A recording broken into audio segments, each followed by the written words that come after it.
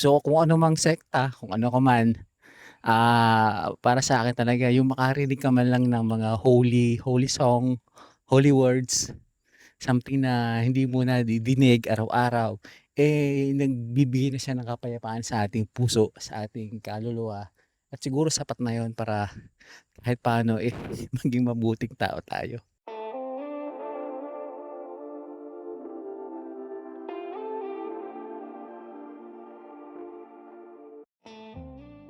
Hi, hello at, welcome po muli sa ating, vlog. Ngayon po ay araw ng Linggo at, siguro, ato panahon 'to ng para maglakad-lakad ng konti. So sa akin, ako ay magba-bike dahil meron po tayong bagong bike. Hindi naman siya bago, second hand lang, naayos ko laang. Para nga po dito sa ating wellness, makapag-bike ng konti kung saan-saan man makapunta nang walang ginagastos na gasolina o krudo dahil, tataas nga po ang mga ang mga petroleum products. So ngayon, punta po tayo doon sa may San Joaquin, may bandang TR4. Yeah. Let's go!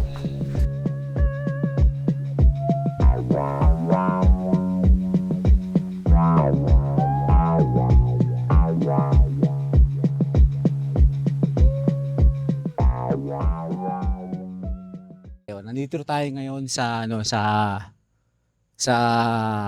TR4. Ito yung papuntang Lucena, ito yung galing Chaong. Ngayon punta tayo doon sa may sa may simbahan. Try nating suminsay doon. Anytime, any place, you stand beside me and wait. I sing hallelujah. I bring my burden again to my Father and my friend. I sing hallelujah. Anytime, any place, you stand beside me and wait. I sing hallelujah. I bring my burden again to my Father and my friend. I sing hallelujah. Will you fill me here and now on this holy ground? Your peace surrounds me, hope is found right where I am now.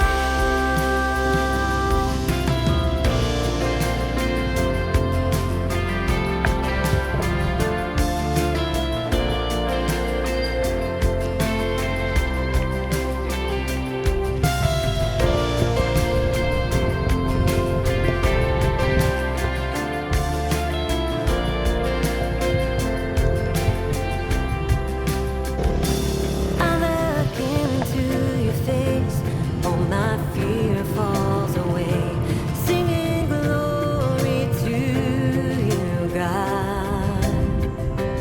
You undo me again, my Father. Nandito pa rin tayo sa TR4. Ito yung portion yata na papuntang Alaminos. So kagagaling lang natin doon sa simbahan ng San Joaquin at kahit paano nakatanggap naman tayo ng konting kapayapaan. Napakahumi nung simbahan at kasing payapa ng ilog na 'to, yung mararamdaman mo doon sa loob. So kung ano mang sekta, kung ano ka man, para sa akin talaga yung makarinig ka man lang ng mga holy holy song, holy words, something na hindi mo nadidinig araw-araw, nagbibigay na siya ng kapayapaan sa ating puso, sa ating kaluluwa at siguro sapat na yun para kahit paano, maging mabuting tao tayo. So ayan, maraming salamat, sa blessing na 'to, sa araw na ito, sa hindi mo namamalayan na isa pala itong, blessing na para sa atin. So ayan, tulad nitong ilog na dumaagos ito, although marami siyang basura, marami siyang kung ano naman, pero nandun pa rin yung ganda at, kapayapaan na na dala na rin. So ayan, at so ngayon pupunta muli tayo doon sa babaybayin po uli natin 'tong kahabaan ng TR4 hanggang dun makarating tayo dun sa diversion ng Alaminos. Baka may madadaanan tayo dun kahit anumang makain, kahit saging o bibingka. So ayan, let's go!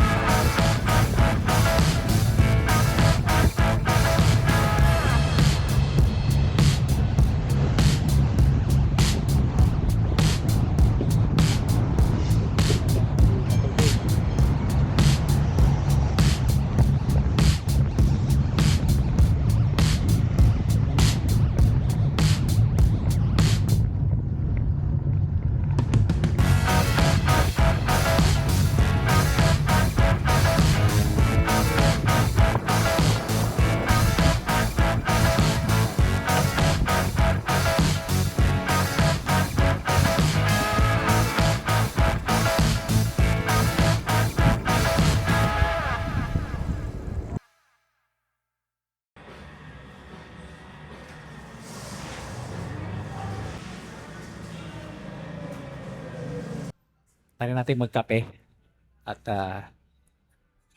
yung plano ko na umikot sana doon sa San Joaquin hindi natuloy.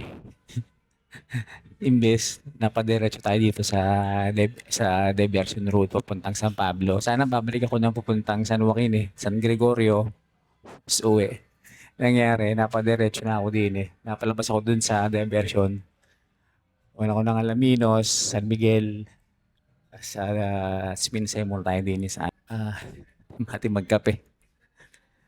Kung sana bibingka yung titirahin ko wala, pagod na ako.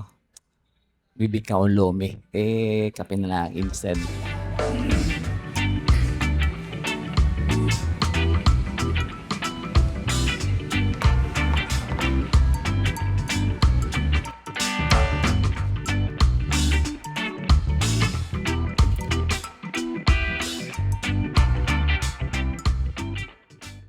Katamad na Pag napaupo ka, ang hirap ng ang hirap ng ang hirap ng humugot. Mahaba-habang ay-ayong pare. Maalis na tanghali. Gusto na makapaligo. So let's go. Maraming salamat sa Dunkin Donut at nalakad na po tayo ngayon.